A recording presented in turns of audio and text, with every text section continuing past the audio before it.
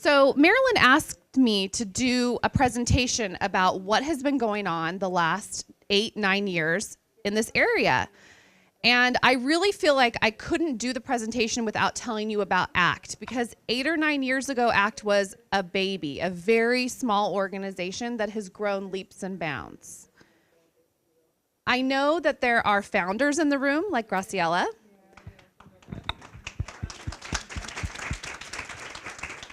I also know that Irma worked for ACT. We were some of the very first staff at ACT.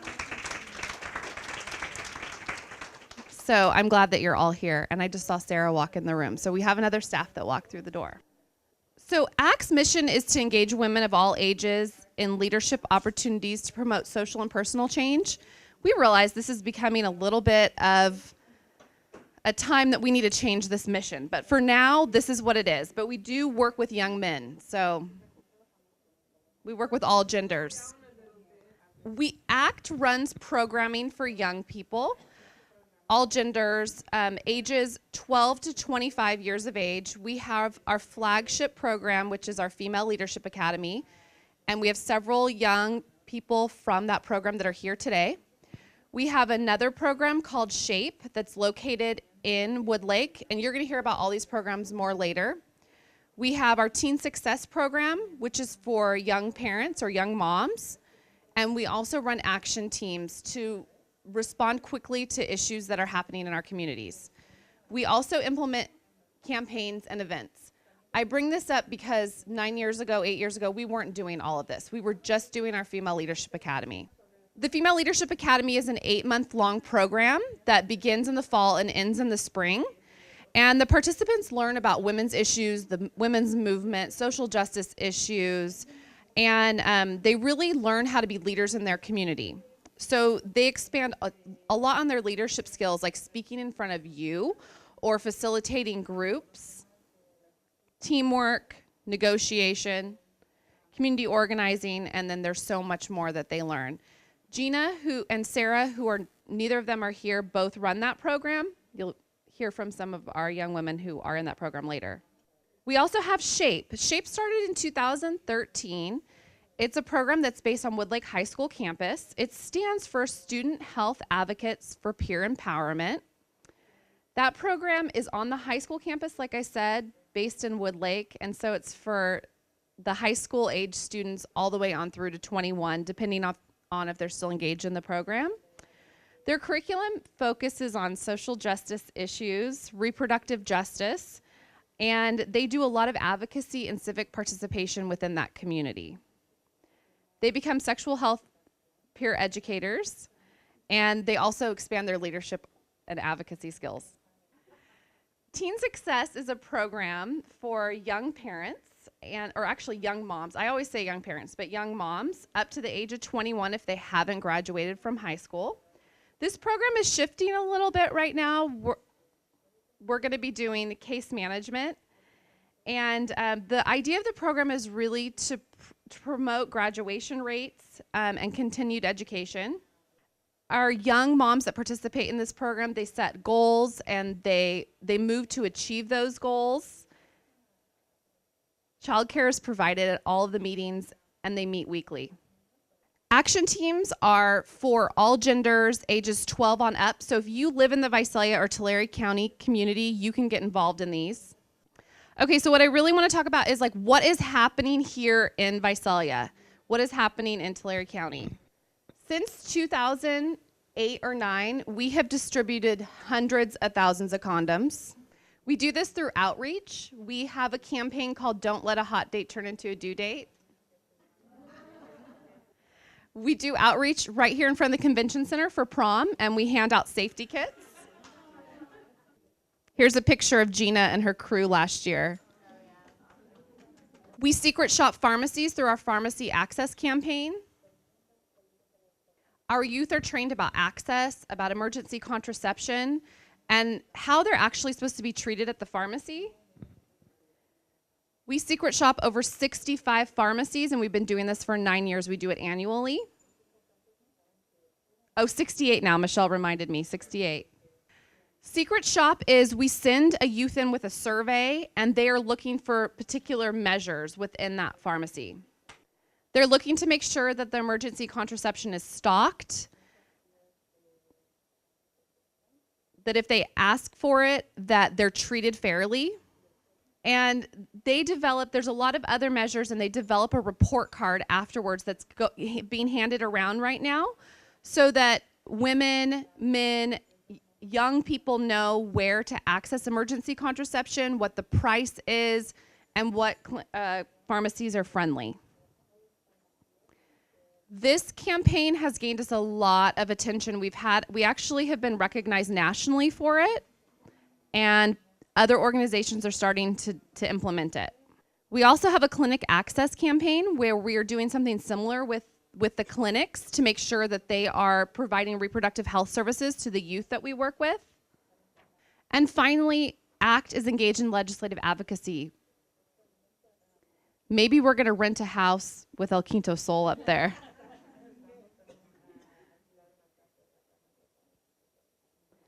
Our youth and our staff meet with legislators over 40 times throughout a legislative cycle. We co-sponsored legislation in 2016 and also again this year. This is a picture of one of our young moms last year who was speaking in front of the Senate Health Committee on the legislation that we were working on to try to promote high school graduation rates among young parents. ACT also runs integrated voter engagement campaigns. We're contacting voters within our county to ID them to make sure that they align with our values. This is helping us build our base of advocates and those that we know that are aligned with us. And we, as in staff and board and others, are not doing that work. It is our youth that are doing that work, and they are the ones that are talking to voters. So they are trained to really lift up the voices of our communities. This next year, we're going to be doing some Get Out the Vote campaigns. So since 2009, what Marilyn asked, there's been definitely an increase of funding that's coming to our organizations here in the Central Valley. We have the Sierra Health Foundation, who is prioritizing organizations here in the Central Valley and giving us funding to do social justice work, which is huge. I think that they're funding 40 organizations, about 30 to 40. The Central Valley Community Foundation has also been a really big support to many of our organizations, funding in reproductive health, environmental justice. The Immigrant Legal Resource Center and California Rural Legal Assistance got a grant for about the last 7 years for capacity building from the James Irvine Foundation, Hewlett and Packard Foundations that helped build our capacity as an organization, and I can't tell you how incredible it was for our organization, but not just for our organization, like El Quinto Sol and others.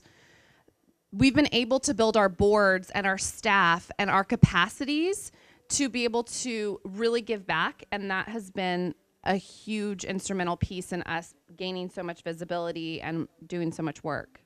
Policies that have passed have been really instrumental. So policies that pass in Sacramento are always so ideal, but here in the Central Valley, they're seldom implemented like they should be. And so we monitor a lot of that.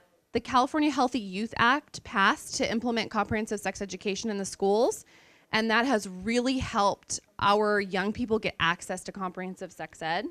Building on the sanctuary state legislation that was passed and acknowledging that that type of legislation is very much needed, we feel that in our area, we're starting to make some headway when it comes to sanctuary cities. For all of you that were here in 2008, do you remember that election? It was a great election, but there was a lot on the ballot that was at stake. And since that time, we've definitely seen a lot of activism. But I would say since this last election, there's been a huge increase in activism in our area. We, for one, doing the integrated voter engagement work, has really been able to get involved with a lot of voters. And then there's been an increase in demonstrations, visibility, and people putting pressure on our legislators like Nunes. I'm sure you've all heard about that. Our youth are definitely becoming more progressive and radical. They are so much more well-informed than they were 8 or 9 years ago, and they are ready to take on anything. We have a greater social media presence, and so do a lot of other organizations, which is helping us gain our base and build greater visibility in the Central Valley for the issues that are impacting us. We still do not have an abortion provider, but we do have increased access to reproductive health services, and that is something good but we do need an abortion provider. There's greater movements within our urban centers. So like, for instance, those that are from Fresno that are here, like Jasmine and Sarah, there's been a lot more movement in those areas for progressive issues and organizations that are sprouting up. And our networks are so much deeper than what they were 8 or 9 years ago.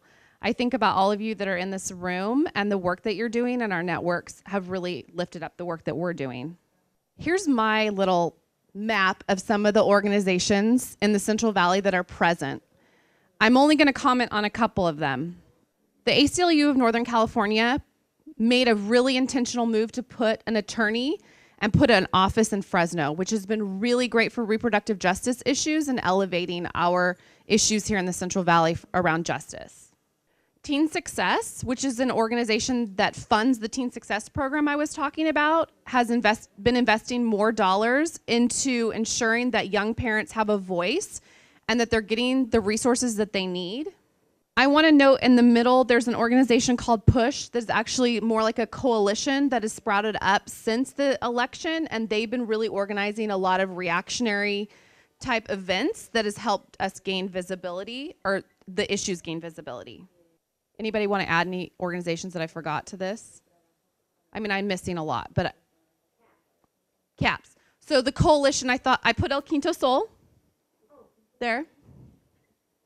Here's our contact information.